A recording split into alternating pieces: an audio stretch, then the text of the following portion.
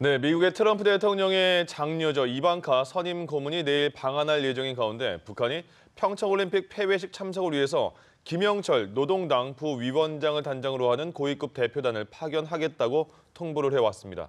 자, 평창올림픽 폐회식을 계기로 해서 또 북미 대화가 이루어질 수 있을지 관심이 모아지는 상황입니다. 네, 김용현 동국대 북한학과 교수와 함께 관련 얘기 자세히 짚어보도록 하겠습니다. 네. 어서 오십시오. 안녕하세요. 네, 안녕하십니까? 예, 지금 전해드린 것처럼 올림픽 폐회식이 25일이고 미국이 이제 오늘 먼저 이방카를 포함한 대표단을 보내겠다 이렇게 말을 했잖아요. 그리고 네. 얼마 있다가 북한이 우리도 이런 대표단을 꾸려서 보내겠다를 말을 했단 말이죠. 그러면 네. 분명히 이방카를 비롯한 미국 대표단이 내려오겠다는 상황을 알고 얘기를 한 거 아니겠습니까?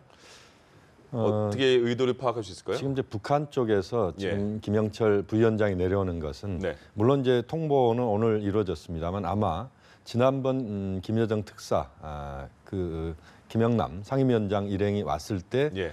대체로 아마 그 폐막식 때 북측에 고위급이 오는 것으로 아마 결정은 됐을 겁니다. 예. 네. 다만 이제 누가 오느냐 하는 부분에서 북한은 상당히 장고를 했었을 것 같고요. 네. 결국 결론은 김영철 부위원장, 통전부장으로 결정이 났다 이렇게 봐야 될 것 같고 예. 네. 우리가 이번 평창올림픽을 보면서 전 세계인의 체육축제이면서도 개막식에는 김여정, 폐막식에는 이방카, 거기다 플러스 김영철 부위원장이 이제 조연으로 출연하는 이런 식의 어떤 그 흐름이 이번 올림픽의 또 다른 특징이다 이렇게 봐야 될 것 같습니다. 예. 네, 그리고 김영철 부위원장 같은 경우는 한미의 독자 제재 대상이기도 한 만큼 어떤 네. 인물인지에도 좀 집중을 해볼 필요가 있을 것 같고. 김영철 지금 부위원장은 지금은 민간인입니다만 예. 최근까지만 하더라도 군복을 입고 있었습니다. 우리 남측에도 많이 알려진 인물이죠. 예. 남북한의 군사회담이나 또는 남북회담에 북측에서 중요하게 나왔던 인물이고 군 정찰총국장을 했습니다. 네. 그러니까 북한 군 쪽에서 대남 사업 또는 대남 공작 이런 것들을 총괄하는 그런 인물이었다 이렇게 봐야 될 것 같고 예. 현재는 이제 그 통전부장이면서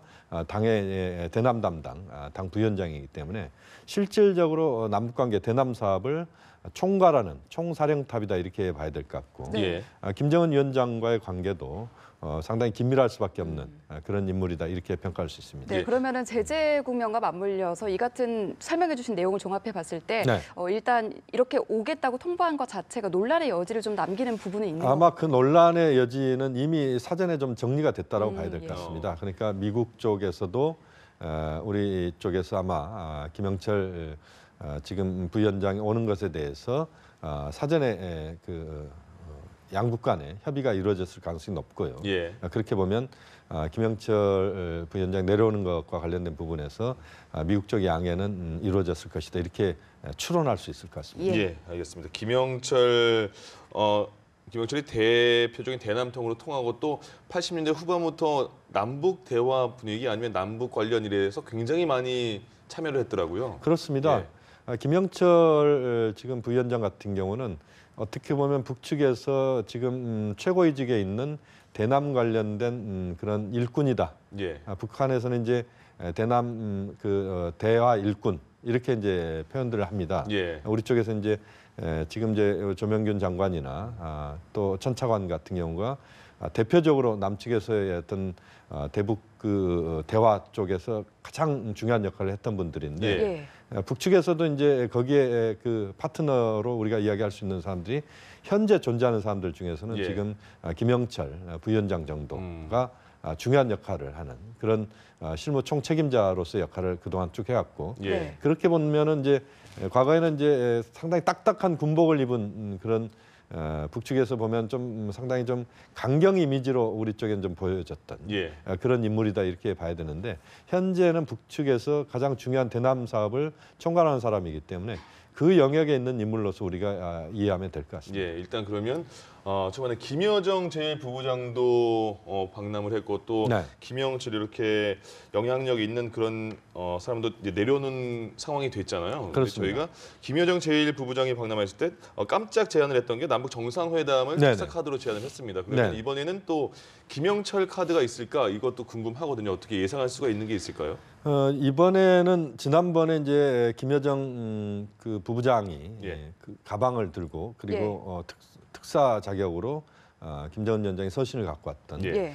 그 부분에서의 그 정도의 어떤 파장은 아닐 겁니다. 예. 다만 이제 만약에 서신을 만약에 갖고 온다고 하더라도 이번 평창 올림픽의 어떤 성공적 그 종료에 대한 북측의 어떤 김정은 위원장의 표현들이 담긴 그런 서신. 이번엔 좀 일반적인. 그렇습니다. 네. 이제 이럴 가능성이 있고 또 그 과정에서 이제 또 김영철 부위원장이 이번에 와서 남측에서 우선 정상회담 이전에 대북 특사 또는 이번에 북측에서 이제 두 번에 걸쳐 내려오는 상황이기 때문에 예. 우리도 북측에 대해서 뭔가 북측으로 정상회담 이전에 특사단이나 또는 그다음에 이제 우리 쪽에서 실질적으로 그 북측에서 내려온 것에 대한 그 답방 형식의 예. 그런 같은 수준에서의 어떤 답방을 요구하는 뭐 이런 정도의 그런 이야기는 충분히 할 수 있다. 이렇게 봐야 될 것 같고요. 예. 네. 또 하나 이제 남관계 전반적인 상황들을 우리가 이제 평창 이후와 관련된 부분이 중요하다고 늘 이야기를 해왔는데 네. 평창 이후와 관련된 부분에서 김영철 부위원장이 이번에 직접 와서 우리 쪽과 대화를 나눈다는 것 자체가 저는 가장 중요한 의미가 있다고 봅니다. 예. 네. 그래서 이번에 김영철 부위원장이 와서 평창 이후의 남관계 또는 평창 이후의 한반도 정세와 관련된 부분 또는 북미 관계의 개선과 관련된 부분들에 대해서 충분히 대화를 나눈다면 매우 의미 있는 방남 일정이 될 것이라고 봅니다. 네, 예. 대화를 통해서 어떤 메시지가 나올지 주목해 보도록 하고요. 일단 상황상 이방카 고문도 오고 네네. 김영철 부위원장도 오다 보니까 네. 자연스럽게 북미 고위급 접촉 이뤄지는 것 아니냐 이렇게 네네. 가능성이 점쳐졌었는데 청와대에서 일단 선을 그었거든요. 이 같은 입장을 미리 밝힌 이유, 정부의 입장을 이렇게 정리한 이유는 뭐라고 보십니까? 우선은 이제 지난번에 펜스 부통령이 오고 예. 김여정 특사, 김영남 상임위원장 왔을 때 좀 더 그 매끄럽게 북미가 접촉하는 이런 모습을 보여주지 못했기 때문에 예. 또 그 이후에 북미가 좀 더 그 대화 쪽으로 가는 흐름들을 좀 부드럽게 만드는 그런 흐름을 아직까지는 보여주지 않고 있기 때문에 뭐 그런 차원에서 청와대에서는 일단은 그 가능성을 좀 낮게 이야기를 한 것 같습니다. 예. 그렇지만 북미 관계에 대한 개선에 대해서는 북한은 상당히 적극적이고 미국도 역시 소극적이지는 않다고 봅니다. 예. 그렇게 본다면 우선 이번 평창올림픽의 폐막식에서 이방카 고문과 김영철 부위원장이 조우하면서 그 악수 정도를 일단 한다라면 그 정도도 저는 굉장히 큰 성과다라고 봅니다. 예. 그러니까 첫 술에 배부를 수 없는 것이고 네. 북미 관계가 그렇게 쉽게 개선될 수 있는 흐름이었다면 이제까지 그렇게 진통을 오래 하진 않았겠지 않습니까? 예. 그렇게 본다면 좀 더 우리가 그 부분에 대해서 너무 크게 볼 것이라기보다는 좀 더 북미 관계가 그 접촉의 면들을 넓혀가는 예. 이런 흐름의 어떤 출발점으로서의 의미만 가져온다면 저는 큰 의미가 있다. 그렇게 볼 수 있겠습니다. 예. 이게 그 공교롭게 그 지난 김여정 제1부부장 김여정 특사팀이 방남을 네네. 했을 때와 그때 미국의 펜스 부통령과 겹치는 날이 한 36시간 정도 있었잖아요. 네네네. 이번에도 미국은 23일부터 3박 4일간 있고 또 네네. 북한은 25일부터 2박 3일 있으니까 좀 비슷하게 겹치는 시간은 있는 것 같아요. 그렇습니다. 뭐 예. 그렇게 길지는 않습니다만 예. 하루 정도의 하루 네. 이틀 정도의 시간은 있는 것 같은데요. 네. 이제 그 기간 동안에 저는 이방카 고문의 이번 방안을 매우 중요하게 또 보는 이유는 예. 직접적으로 트럼프 대통령에게 모든 한반도 정세, 그다음에 문재인 대통령과 나눴던 대화, 예. 또 뭐 가능하다면 또 북측의 이번 대표단과의 어떤 조우 이런 것들을 가감없이 트럼프 대통령에게 이야기할 수 있는 사람입니다. 예. 그런 점에서 지난번에 김여정 특사와 거의 우리가 똑같은 차원에서 중요도를 놓고 봐야 됩니다. 네. 그런 점에서 이방카 고문이 이번에 와서 좀 더 많은 부분에 있어서 한반도의 상황, 또 한반도의 군사의 긴장 해소가 왜 중요한 것인지 예. 또 지금의 남북관계 개선의 흐름이 북미관계 개선으로 간다라고 하는 것에 대해서 문재인 대통령이 좀 더 충분한 설명을 늘 상춘제에서 이제 만찬을 합니다만 예. 그런 대화를 통해서 직접적으로 트럼프 대통령에게 좀 전달이 되면서 네. 간접적인 한미 정상회담이 좀 이번에 어떤 이방카 고문을 통해서 이루어지는 이것이 매우 또 중요하다 이렇게 예. 또 봅니다. 그러면 이방카 백악관 선임 고문이 지금 직책이잖아요. 그렇습니다. 김여정 제1부부장은 남북 대화라는 김정은 위원장의 그런 메시지를 갖고 왔단 말이죠. 네네. 그럼 이방카는 뭐 최측근 아버지 트럼프 대통령의 어떤 메시지를 갖고 올지도 궁금하고요. 네. 그리고 또 하나 궁금한 게 백악관 선임 고문은 어떤 역할을 하는 자리인지 궁금합니다. 지금 이제 백악관 선임 고문에 대한 이제 직책을 갖고 이런저런 이야기를 할 수가 있는데 우리가 중요하게 봐야 될 것은 백악관 선임 고문은 어떻게 보면 공식적인 직함이라기보다는 네.